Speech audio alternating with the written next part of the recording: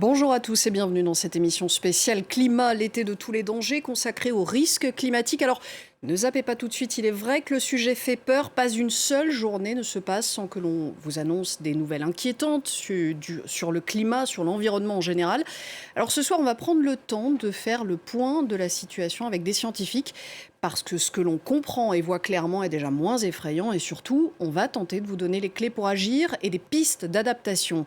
Avec moi sur ce plateau, l'océanographe Juliette Mignot, spécialiste des courants marins. Bonjour à vous.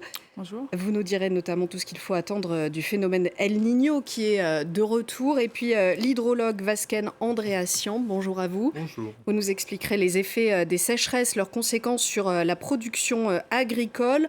En Skype avec nous aussi depuis Grenoble, au pied des Alpes, qui ont beaucoup trop chaud en ce début d'été, le glaciologue Antoine Rabatel. Alors je pense qu'on sera tous d'accord autour de ce plateau et également à Grenoble pour dire que les actions ne sont pas à la mesure de l'urgence climatique. Écoutez le coup de gueule du secrétaire général de l'ONU aujourd'hui même. Les politiques actuelles conduisent le monde vers un réchauffement de plus 2,8 degrés d'ici la fin du siècle. Cela annonce une catastrophe. Pourtant, la réponse collective est pitoyable. On a appris aujourd'hui que les températures moyennes mondiales relevées début juin ont été les plus chaudes jamais enregistrées pour cette période. C'est une information transmise par Copernicus, l'organisme européen de surveillance du climat.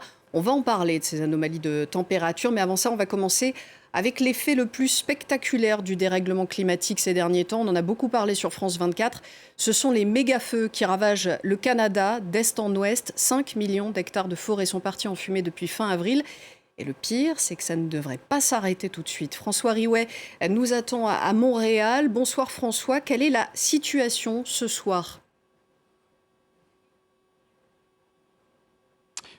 Oui, la situation est toujours critique ici au Canada. Selon le dernier rapport national des feux de végétation, c'est 400 feux qui sont toujours actifs ici à travers le pays. Une centaine d'entre eux, notamment dans l'ouest de la province du Québec, ici, et où s'activent environ 1200 pompiers, soldats canadiens et qui reçoivent depuis quelques jours l'aide de renforts venus des États-Unis, de France, mais aussi d'Espagne ou du Portugal.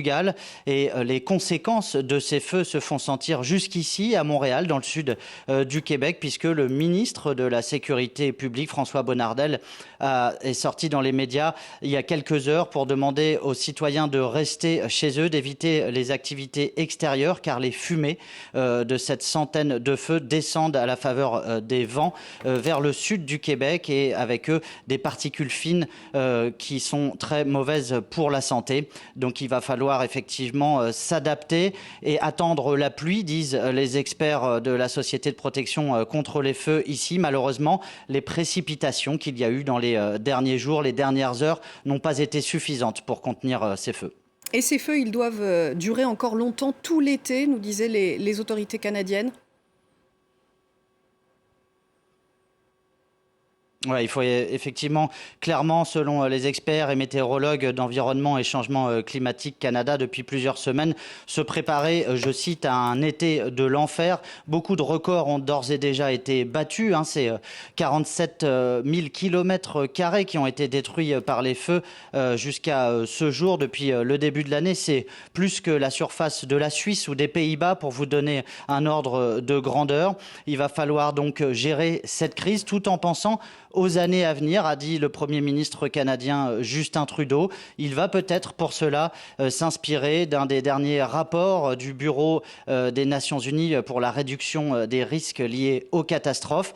Aujourd'hui, près de 9 $ sur 10, selon ce rapport, sont consacrés à la réponse à ces feux et à la reconstruction après ce type de destruction. Il faudrait allouer beaucoup plus de ressources à la formation et à la prévention, notamment dans les communautés autochtones des Premières Nations et Inuits du Canada, souvent les premières touchées par ces catastrophes climatique. C'est donc sans doute ce type de recommandation que devrait suivre le Canada, qui se réchauffe, il faut le rappeler, 2 à 3 fois plus vite que le reste de la planète. Merci beaucoup François Riouet. On va justement en parler de ce réchauffement accéléré près des pôles.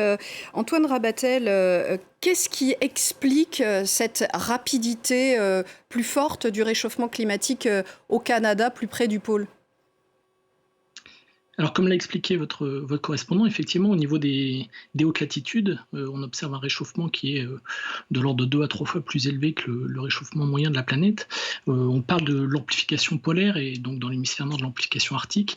Et elle est liée à plusieurs processus. Le principal, c'est le changement de l'albédo, c'est-à-dire de la capacité de la surface terrestre à réfléchir une quantité plus ou moins importante d'énergie qui provient du Soleil vers l'atmosphère. Donc on sait qu'une surface qui est couverte de neige va avoir un albédo beaucoup plus élevé, qu'elle va réfléchir de l'ordre de 80-90% de l'énergie vers l'espace. Et donc avec une diminution de l'étendue du manteau neigeux, avec une diminution de l'extension des glaciers qu'on trouve en grand nombre aux hautes latitudes, avec une dimension également de l'extension de la glace de mer, on a une baisse, on va dire, assez importante de l'albédo des surfaces, donc qui vont absorber davantage d'énergie et qui vont contribuer à un réchauffement plus élevé. Alors ça, c'est la cause principale. Après, il y a d'autres processus qui rentrent aussi en compte, donc notamment le fait que l'atmosphère aux hautes latitudes, la stratification de l'atmosphère soit plus stable, et donc ça favorise un réchauffement des basses couches. Et puis il y a aussi des incursions d'air chaud et humide qui peuvent venir des latitudes moyennes, voire des régions tropicales qui peuvent pénétrer jusqu'aux hautes latitudes et contribuer aussi à ce réchauffement. Alors vous avez évoqué le terme albédo qui est essentiel pour comprendre comment la fonte des glaciers réchauffe le climat. On va tout de suite vous faire un dessin pour que ce soit clair pour tout le monde. Une partie des rayons du Soleil qui entrent dans notre atmosphère est renvoyée vers l'espace. C'est cette énergie renvoyée que l'on appelle l'albédo. Et elle est évidemment plus importante si elle touche une surface réfléchissante. Les nuages ou les surfaces enneigées agissent comme des miroirs, là où au contraire, les surfaces sombres absorbent les rayons du Soleil. En été, lorsqu'on porte un t-shirt noir, on a beaucoup plus chaud que lorsqu'on porte un t-shirt blanc. Eh bien là, c'est la même chose. Sauf qu'avec la fonte des glaciers, la Terre perd son manteau blanc et le réchauffement s'accélère. L'albédo diminue et nous sommes pris dans un cercle vicieux. Voilà, alors c'est très résumé, j'espère que vous ne me contredirez pas, Antoine Rabatel. Juliette Mignot, est-ce que vous pouvez nous expliquer comment le réchauffement justement de ces régions plus près des pôles affecte les courants d'air globaux dans le monde entier ? Oui, donc effectivement, comme l'a rappelé votre correspondant et notre glaciologue, on a donc un réchauffement beaucoup plus rapide au niveau des pôles. Et ça va contribuer à changer effectivement les circulations de masse d'air et également les circulations de masse d'eau, puisque en fondant de façon très rapide, la glace de mer donc, devient de l'eau liquide, ce qui va affecter d'une part la température globale des océans, également sa concentration en sel, sa concentration en salinité, et ça risque de modifier l'ensemble des courants marins et de la circulation atmosphérique autour de cette région. Ces feux au Canada, ils devraient durer encore des mois, peut-être tout l'été, on l'a dit. La faute à un été qui s'annonce sec et chaud. Vascal Andréassian, est-ce que vous pouvez nous expliquer quel est le rôle de la sécheresse dans le déclenchement des feux de forêt et dans leur gravité ? Alors c'est pas ma spécialité, mais je peux dire des choses très simples à ce sujet. C'est que, alors d'une part, les feux de forêt, en fait, il y a toujours une étincelle pour faire démarrer un feu, qu'elle soit naturelle ou pas. Et au Canada, c'est très souvent des étincelles naturelles. C'est la poudre, souvent, qui cause le départ des feux. Et ensuite, il faut du combustible. Et le combustible, eh bien, il est là, parce qu'il y a des masses de carbone gigantesques dans ces forêts. Et il y a également des masses de carbone énormes au niveau du sol, puisqu'on a des sols qui ne sont pas vraiment des sols minéraux, comme on a l'habitude de voir dans les forêts françaises. On a des sols qui sont pleins de carbone, pleins de combustible également, avec de la tourbe, etc. Et c'est ce qui explique d'ailleurs que les incendies puissent durer si longtemps, puisqu'en fait, vous pouvez avoir un incendie qui est éteint en surface, mais qui continue à se propager dans le sol. Et donc, en fait, la sécheresse, c'est très simple. Plus la végétation est sèche, tous ceux qui ont fait un feu de camp le savent, plus la végétation est sèche, et bien plus le feu se propage vite. Et donc, plus les phénomènes soient naturels, les pluies, qui peuvent permettre d'éteindre les feux, ou bien les interventions humaines, en fait, sont difficiles. Donc, une forêt qui est très sèche en raison d'une sécheresse qui s'est prolongée, eh bien, c'est un potentiel feu de camp qui peut démarrer à tout moment si une étincelle est produite. On va écouter Justin Trudeau qui s'est rendu dans la région du Saguenay, particulièrement touchée par ces incendies. Le Premier ministre a immédiatement évoqué la nécessaire adaptation à cette nouvelle réalité au Canada. Nous savons malheureusement que les événements météorologiques extrêmes vont devenir de plus en plus fréquents au cours des prochaines années. Ça veut dire qu'il va falloir continuer à chercher comment préparer les années à venir, comment travailler encore mieux ensemble. Ça veut dire quoi s'adapter à cette nouvelle réalité des méga-feux? Est-ce qu'on a aujourd'hui des moyens connus de lutte? Des moyens connus de lutte? Non, on n'en a pas. On peut imaginer des tas de choses. On peut imaginer éventuellement une évolution des forêts. Alors peut-être que les forêts, si elles s'embrasent avec autant de facilité, c'est qu'elles ne représentent plus un écosystème qui est en équilibre avec l'environnement. Donc peut-être qu'à l'avenir, là où on connaissait des forêts très denses, on n'aura plus que des forêts moins denses, que des savanes, puisque ce qu'il faut bien savoir, c'est que les forêts sont en équilibre en général avec une fréquence des feux. Et parce qu'il y a des feux naturels, c'est pas toujours des déclenchements humains. Il y a toujours eu des feux naturels. Donc nous, en France, on a tendance à regarder le feu comme étant quelque chose qui vient de la main de l'homme. En Amérique, il y a toujours eu des feux. Et la fréquence des feux, en fait, a mené à une évolution des écosystèmes forestiers qui se sont adaptés, à une certaine fréquence de feu. Mais alors, le déséquilibre climatique fait que cet état d'adaptation relatif, en fait, est modifié. Antoine Rabatel, ces feux, ils déclenchent l'émission de poussière de suie qui vont se déposer sur les glaciers et qui vont entraîner aussi sur les surfaces enneigées, sur les pôles, une fonte accélérée? Effectivement, c'est un processus qui peut avoir lieu. Comme ça a été évoqué dans le reportage, là, on voit que les fumées, elles se propagent sur des distances qui sont très importantes. Donc, ça veut dire que les particules, ce qu'on appelle le carbone suie, donc issu de la combustion, va être lui aussi transporté sur des très grandes distances, donc peut atteindre les régions qui sont encore plus au nord, couvertes de neige, couvertes de glace. Et on va retrouver l'effet d'albédo qu'on a parlé précédemment, puisque les poussières et ce carbone suie, en se déposant à la surface de la neige ou de la glace, va permettre d'absorber une plus grande quantité d'énergie. Et typiquement, pour prendre un exemple assez précis, avec des collègues brésiliens, des collègues boliviens, on a fait un travail sur des glaciers de la Cordillère des Andes, donc en Bolivie, où on a montré que les feux amazoniens, qu'on trouve aussi en grand nombre, alors qu'ils soient d'origine naturelle ou anthropique, peu importe, mais qui se trouvent à plusieurs centaines ou milliers de kilomètres des glaciers, on a montré dans une étude que les poussières transportées dans l'atmosphère, se déposant sur les glaciers, avaient un impact significatif sur l'augmentation de la fonte de ces glaciers. Alors ça, c'est pour la conséquence sur les glaciers. On a vu à l'écran les images du ciel de New York envahi par les fumées issues de ces feux au Canada. New York asphyxié est devenue la semaine dernière la métropole la plus polluée au monde pendant 24 heures. C'était du jamais vu. Alors comment les habitants ont réagi dans cette ambiance de fin du monde? Voyez ce reportage de Fanny Chauvin et Jessica Lemazurier. Au lendemain du pic de pollution causé par les incendies au Canada, on distingue de nouveau les gratte-ciels de Manhattan. Mais l'air reste nocif et presque irrespirable. Vu l'urgence de la situation, les autorités ont distribué des masques de protection gratuitement dans les stations de métro. Des masques? Oui, s'il vous plaît. Merci. On se promenait dans les environs et on a senti qu'on avait besoin de quelque chose pour se protéger à cause de la qualité de l'air. On a regardé les informations et on a essayé de trouver la meilleure solution pour se sentir en sécurité et profiter de la ville.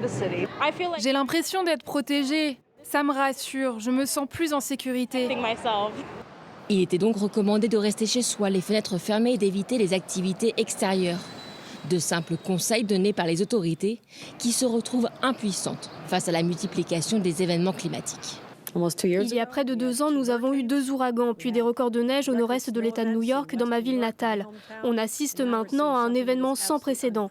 Avec le réchauffement climatique, on doit se préparer à toute éventualité, et notamment à ce qu'on vit maintenant. Dans les hôpitaux new-yorkais, il n'y a pas eu d'affluence supplémentaire. Les médecins ne se veulent pas alarmistes. Avant le Covid-19, nous n'étions pas aussi bien préparés à la gestion des catastrophes. Depuis, tous les hôpitaux, même au niveau international, y consacrent plus de ressources. Si on commence à avoir des patients essoufflés ou avec de l'asthme, nous serons prêts. Des leçons tirées du passé qui vont s'avérer utiles. Car les experts sont formels. Cet épisode de fumée à New York est le premier, mais ne sera pas le dernier.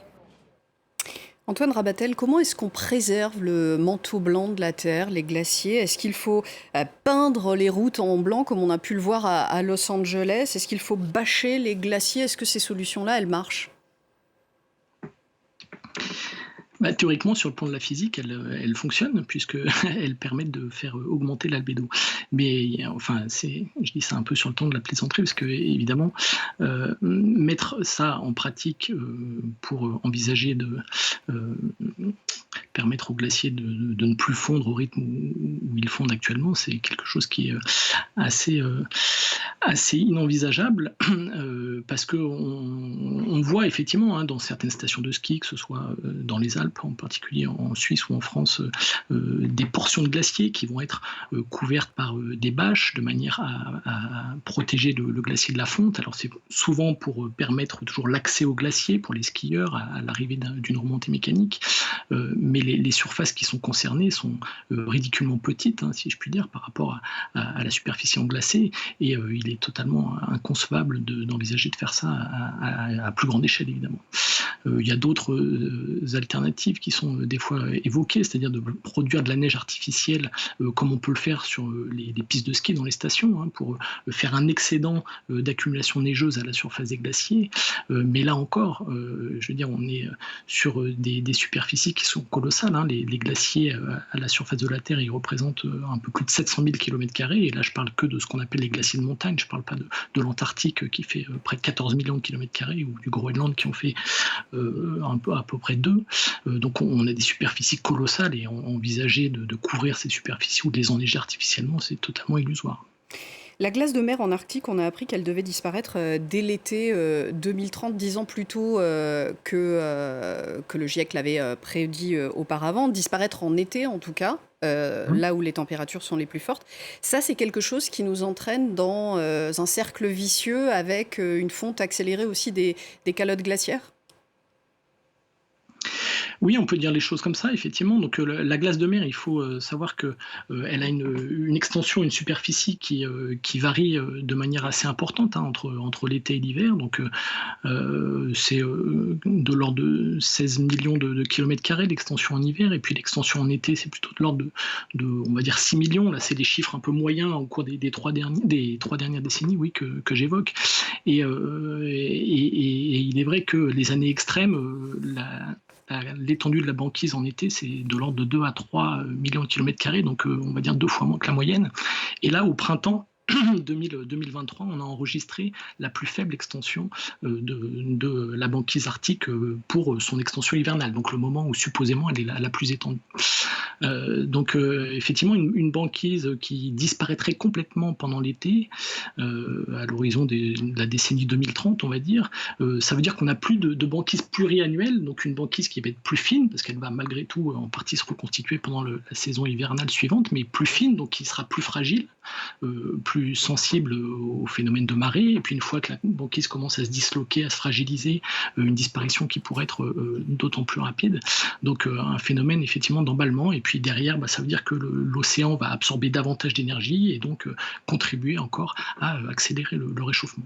Alors justement, l'énergie qu'absorbe l'océan, Juliette Mignot, vous allez nous en parler, puisque on a vu qu'aujourd'hui, Copernicus nous a alerté sur le fait qu'on vivait un début de mois de juin inégalé en termes d'anomalies de température.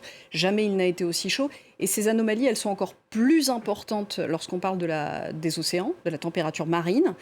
Ça, c'est quelque chose qu'on a encore du mal à expliquer, la cause de ces anomalies. Oui, effectivement, on n'explique pas encore toutes ces anomalies et vous avez raison de dire que là, on vit un mois de juin un petit peu fou pour les océanographes. Donc sur la Terre, on a vu tout ce qui se passait. Sur les océans, on a 2 endroits en particulier qui nous préoccupent beaucoup.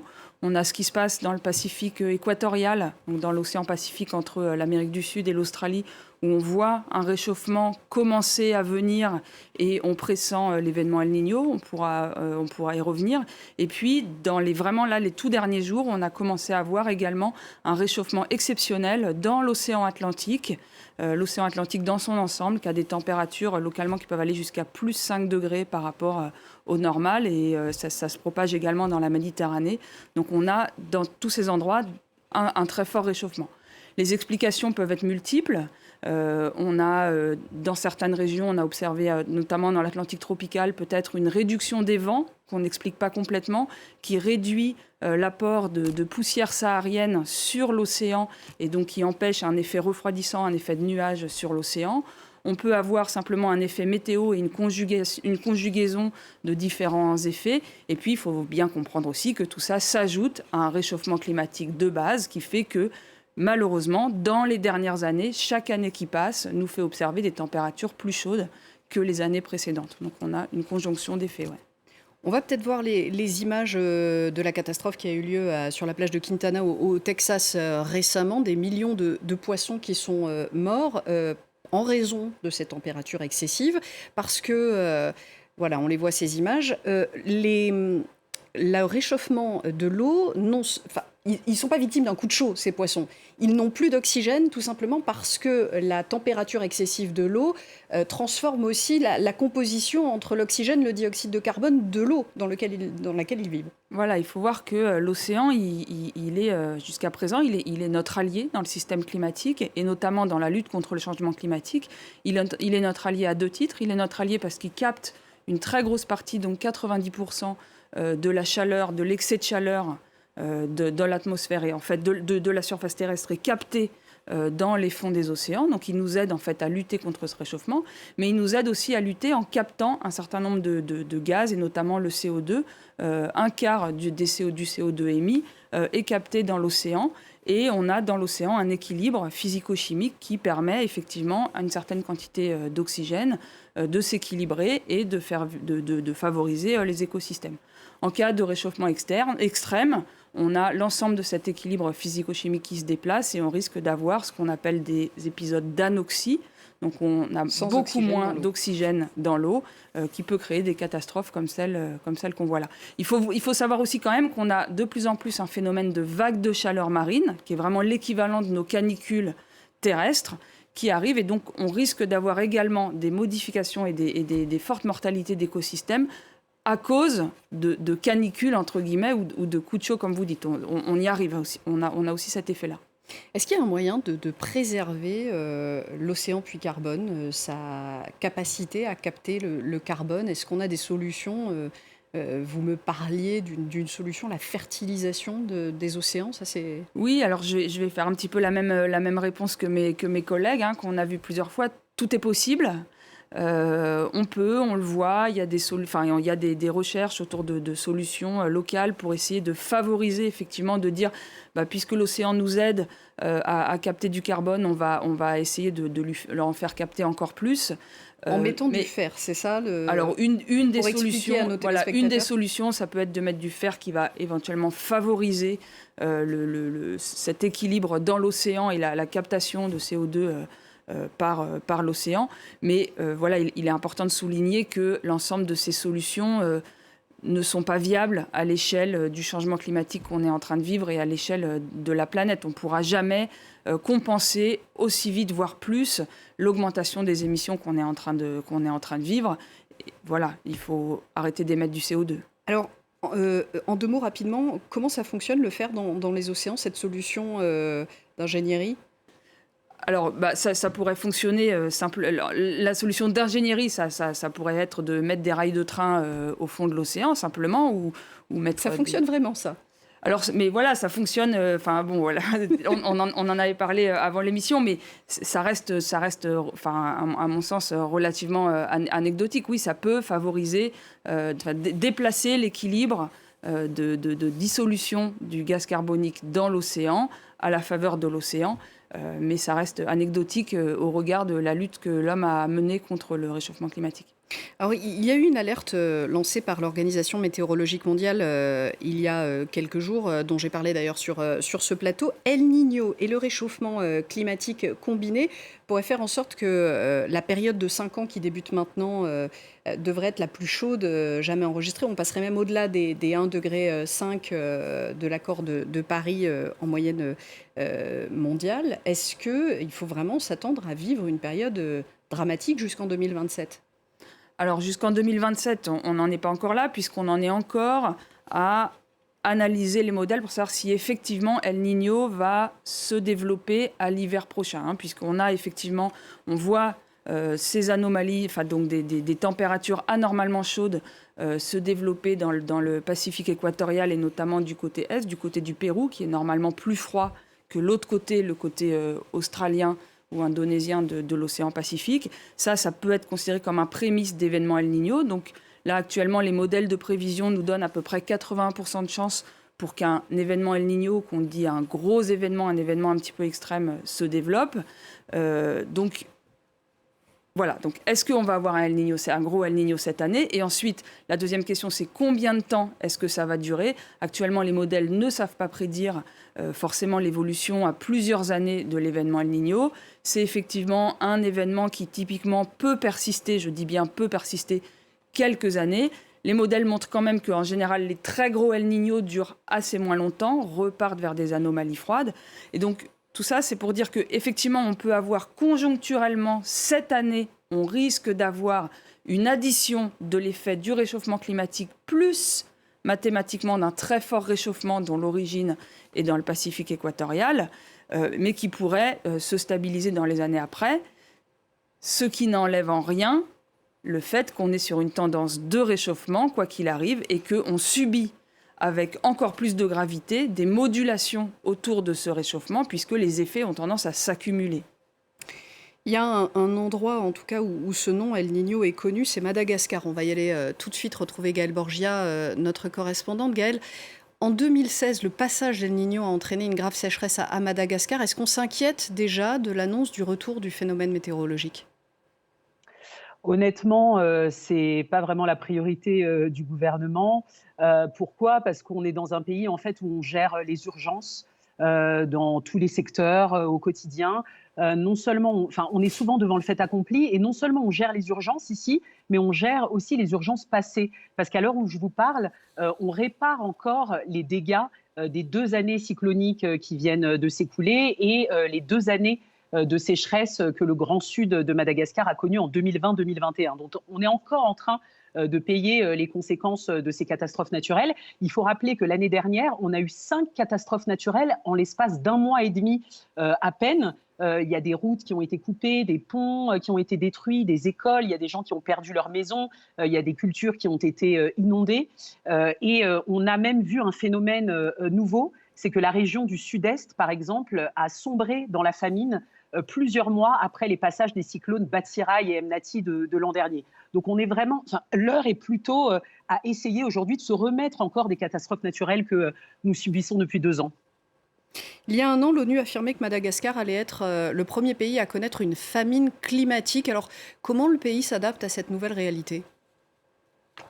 Alors en fait, il faut déjà expliquer que selon les chercheurs, la sécheresse que Madagascar a connue dans le Grand Sud en 2020-2021 n'est pas directement due au changement climatique. Donc c'est assez complexe. En fait, il y a un consortium de scientifiques qui a montré que cette sécheresse était due à une variation naturelle du climat. Et finalement, en fait, le programme alimentaire, le programme alimentaire mondial parle de famine climatique pour alerter la communauté internationale, pour sensibiliser l'opinion publique. Mais on ne peut pas dire que la famine et la sécheresse malgache sont directement dues au changement climatique. En fait, il y a des épisodes de sécheresse récurrents à Madagascar depuis plus d'un siècle, depuis qu'on documente en fait ces sécheresses et ces épisodes d'insécurité alimentaire. Donc, c'était bien avant le changement climatique. Ce qui se passe, c'est qu'en fait, le changement climatique devrait exacerber en fait ces phénomènes récurrents de sécheresse.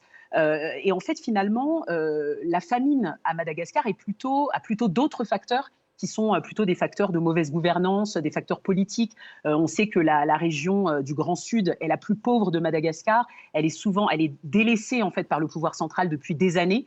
Et voilà. Et en fait, du coup, ce que disent les scientifiques, c'est que le changement climatique arrive plutôt comme un facteur aggravant qui va plutôt exacerber cette sécheresse. Mais ceci dit, il faut dire que ça fait 20 ans en fait que des programmes d'adaptation au changement climatique sont mis en place à Madagascar, des programmes qui sont notamment financés par l'Union européenne. Et en fait, ces programmes consistent par exemple à mettre au point, à introduire en fait sur le marché des nouvelles semences qui n'existaient pas avant et qui sont plus résilientes à la sécheresse. Il y a aussi de la sensibilisation qui est faite auprès des agriculteurs pour qu'ils adoptent de nouvelles techniques agricoles. Vous parliez tout à l'heure d'adaptation à ce changement climatique. Et à Madagascar, ça se fait depuis longtemps. Donc aujourd'hui, il y a des ONG de développement qui mettent en place des blocs agroécologiques pour que les agriculteurs soient plus résilients finalement à ces épisodes récurrents de sécheresse à Madagascar. Merci beaucoup Gaëlle Borgia. Vasken Andréassian, la nécessaire adaptation des cultures, ce n'est pas seulement à Madagascar, partout il va falloir revoir nos façons de cultiver les sols pour perdre le moins d'eau possible, pour avoir le meilleur rendement pour moins d'eau. Oui, parce qu'en fait l'agriculture, c'est depuis toujours, on essaie d'optimiser le rendement en fonction des contraintes que l'on a. Il y a des endroits où on a des contraintes de sol, il y a des endroits où on a des contraintes de température, soit on a des températures trop élevées, soit on a des températures trop basses. Il y a des endroits où on manque d'eau. Et en fait... Et là, le manque d'eau, il va être généralisé. Alors, oui et non. Parce qu'en fait, le manque d'eau, il arrive, mais le manque d'eau, c'est surtout une question de périodes de sécheresse qui pourraient être plus longues et qui pourraient alterner avec des périodes plus humides. On regardait tout à l'heure Madagascar, on parlait de sécheresse et qu'est-ce qu'on voyait ? On voyait des inondations. Ce qui se passe, c'est des épisodes plus extrêmes. C'est voilà, soit le déluge, soit la Voilà, on peut avoir des l'absence. épisodes plus extrêmes. C'est ce qu'on attend. Alors, si on veut simplifier à l'extrême les simulations climatiques, c'est ce qu'on peut attendre, même en France. En France, on avait beaucoup de climats très tempérés. Et on imagine désormais, autour de 2100, un climat qui pourrait être méditerranéen sur une bonne partie du territoire, sur peut-être 40% du territoire. Et le climat méditerranéen, c'est un climat qui est plus extrême, c'est-à-dire quand il fait sec, il fait très sec, et quand il fait humide, à l'automne et au printemps, il peut faire très humide. Les pluies méditerranéennes, elles peuvent être redoutables, elles peuvent être très intenses, et cette intensité, elle peut se traduire en termes d'inondations également. Donc on peut avoir à la fois des sécheresses et des inondations. Et c'est une des composantes des difficultés qu'on a dans l'équation climatique actuelle, c'est qu'il faut à la fois essayer d'anticiper les inondations et d'anticiper les sécheresses. Donc, quelles sont les solutions ? En fait, bien malin, celui qui peut donner la solution miracle. Il n'y a probablement pas de solution miracle. Les bassines, ce ne sont pas une solution miracle, parce qu'on a vu beaucoup elles ont focalisé beaucoup de colère, ces bassines. En fait, les bassines, j'ai l'impression que c'est très, très simplificateur, parce que c'est un contexte qui est très particulier, où on va pomper de l'eau pour la stocker en surface, parce qu'à partir du moment où elle est en surface, on n'est plus... on est propriétaire de cette eau et on a le droit de l'utiliser malgré des arrêtés de sécheresse, mais les réservoirs d'eau parlons plus des bassines. Les réservoirs d'eau, depuis toujours, on en a construit. Des châteaux d'eau ? Non, des réservoirs, des barrages réservoirs. Et, par exemple, l'an dernier, est-ce qu'on a eu des problèmes d'eau à Paris ? L'an dernier, l'eau de la Seine, en plein mois d'août, c'était 60% d'eau qui avait été stockée dans des barrages réservoirs, qui en plus ont un comportement écologique pas si négatif que ça. On a beaucoup d'espèces maintenant d'oiseaux qui viennent nidifier dans la région, dans la Champagne humide. On a une région à l'amont de Paris, assez loin, la Champagne humide, qui est très verte parce que à cause des argiles, les argiles du Gau, qui en font un endroit rêvé pour construire des réservoirs. On a construit 3 grands réservoirs sur la Marne, sur la Seine et sur l'Aube. Et aujourd'hui, on essaie de les utiliser de façon intelligente pour, en hiver, réduire le risque de crue, en été, réduire le risque de sécheresse. Et l'année 2022, en fait, elle s'est passée dans la région parisienne de façon très, très calme et sans crise du tout. Donc, ce que je veux dire, c'est que il n'y a pas une solution miracle, sans doute, et je serais un menteur si je vous disais que l'exemple parisien peut être reproduit partout. Mais il n'y a pas non plus une fatalité, et voilà l'éco-anxiété n'est pas non plus peut-être la meilleure solution. Il y a des possibilités pour lutter à la fois contre les inondations et contre les sécheresses. Et pour continuer de cultiver, alors on va regarder votre collège Serge Zaka, je vais y arriver, pardon, qui nous parlait de ce qu'était une sécheresse éclair qui affecte en ce moment la moitié nord de la France et inquiète les agriculteurs. Alors une sécheresse éclair est caractérisée par la conjonction de plusieurs phénomènes météorologiques qui augmentent l'évapotranspiration et la transpiration des écosystèmes. Donc la perte en eau des arbres, la perte en eau du sol, la perte en eau des champs. Et à quoi c'est dû ? C'est notamment dû à la conjonction de plusieurs paramètres météorologiques qui augmentent cette évapotranspiration, comme le vent. On a eu actuellement une période de bise de 4 semaines. La bise, c'est le vent de nord-est qui est extrêmement sec sur le nord de la France. On a également des températures qui sont 4 à 7 degrés au-dessus des normes, une humidité qui est très basse, et pas de précipitation. Ces 4 paramètres ensemble font que l'évaporation est maximale. Et donc, on a perdu l'ensemble de l'eau qu'on a pu avoir, qui est tombée tout le long du début du printemps. On l'a déjà perdu. Les sols sont déjà retournés à l'état qu'ils étaient avant ce printemps extrêmement pluvieux. Antoine Rabatel, est-ce que des régions qui sont aujourd'hui gelées peuvent devenir cultivables à l'avenir ? Si vous faites écho, par exemple, aux régions, encore une fois, dans les hautes latitudes, donc dans l'Arctique, les régions dans lesquelles on trouve un pergélisol conséquent, c'est-à-dire un sol qui va être gelé en permanence. Donc quand on parle de sol gelé, c'est pas uniquement la surface, et c'est sur plusieurs dizaines, centaines, voire même au-delà d'1 kilomètre d'épaisseur dans certaines circonstances. Et dans ces régions de pergélisol, on a justement en surface ce qu'on appelle une couche active, donc la petite pellicule à la surface qui va dégeler pendant une partie de l'été. Donc on voit que ce pergélisol, comme c'est le cas pour les glaciers, comme c'est le cas pour l'étendue du manteau neigeux, il a tendance à diminuer. Les zones où le dégel se produit sont elles aussi de plus en plus importantes, et ce dégel il peut se faire sur des épaisseurs de plus en plus grandes.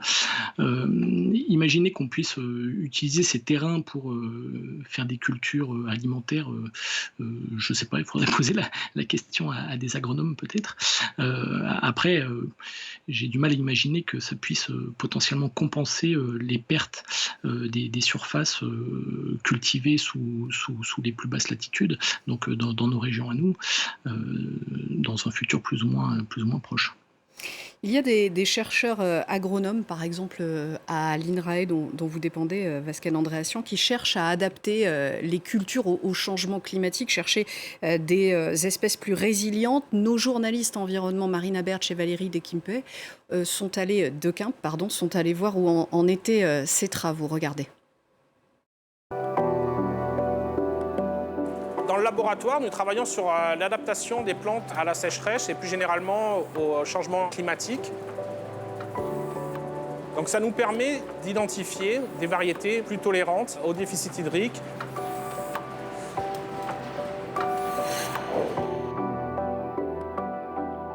Donc derrière moi, vous pouvez voir des plants de blé que l'on cultive en serre. On travaille également sur d'autres céréales, telles que le maïs, et également sur la vigne.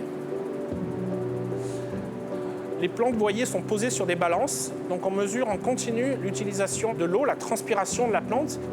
Pour mesurer la croissance des plantes, on va attacher le bout de la feuille à un fil qui va être relié à un capteur. Et en parallèle, on va pouvoir compter le nombre de tiges que va produire la plante et on va relier ça à l'utilisation de l'eau par la plante.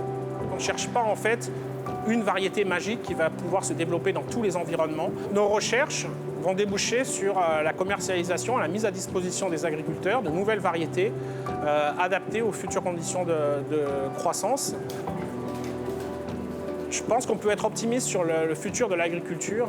Des solutions existent, à condition d'accepter des changements profonds, non seulement des agriculteurs dans leur manière de produire, mais également dans la société, dans la manière de consommer, de se nourrir. Il va falloir s'adapter, mais la capacité de notre société d'adaptation est, je crois, très forte. Voilà, ça c'est l'une des solutions présentées dans le dernier numéro d'Élémentaire que vous pourrez voir en intégralité dès ce week-end sur France 24 et sur notre site france24.com. On va terminer avec des images du cyclone Biparjoy qui a touché ce soir l'Inde et le Pakistan. Juliette Mignot, il faut s'attendre à plus d'événements climatiques comme ça extrêmes dans les années à venir, les courants marins étant perturbés par ce réchauffement climatique ? Oui, alors c'est intéressant parce que c'est justement, je vous parlais tout à l'heure de ce mois de juin un peu qui fait trembler tous les océanographes et donc en particulier avec des températures très chaudes là en ce moment dans l'océan Atlantique et notamment dans l'océan Atlantique tropical qui est en fait une des régions sources éventuellement pour les cyclones qui touchent de façon saisonnière le sud-est des États-Unis, la Louisiane, la Floride, etc. Et donc les climatologues commencent à craindre en tout cas une saison cyclonique éventuellement relativement intense dans l'océan Atlantique. Et donc, comme on est en train de le dire, avec ce réchauffement climatique et par-dessus ça, certaines années, comme peut-être cette année, des événements qui viennent en plus s'ajouter et donc qui nous amènent à des températures qui vont jusqu'à, encore une fois, 4-5 degrés de plus que les températures normales, on risque d'avoir des événements plus extrêmes. Les projections climatiques, par exemple, proposent éventuellement des événements El Niño plus extrêmes dans le futur. Et plus fréquents ? Plus fréquents, c'est pas très clair. Non. Pas forcément plus fréquent. Enfin, en tout cas, on ne peut pas encore dire ça avec beaucoup de certitude. Les modèles, pour l'instant, se prononcent sur des événements plus extrêmes. Merci beaucoup, Juliette Mignot, d'avoir été avec nous. Merci beaucoup, Vascan Andréassian et Antoine Rabatel à Grenoble. Merci à vous de nous avoir informés sur ces risques climatiques. Vous voilà mieux informés. Vous restez avec nous. Dans un instant, ce sera le Journal de l'Afrique avec Myriam Amel Lalmas. Nous, on se retrouve juste après pour l'actualité internationale du jour.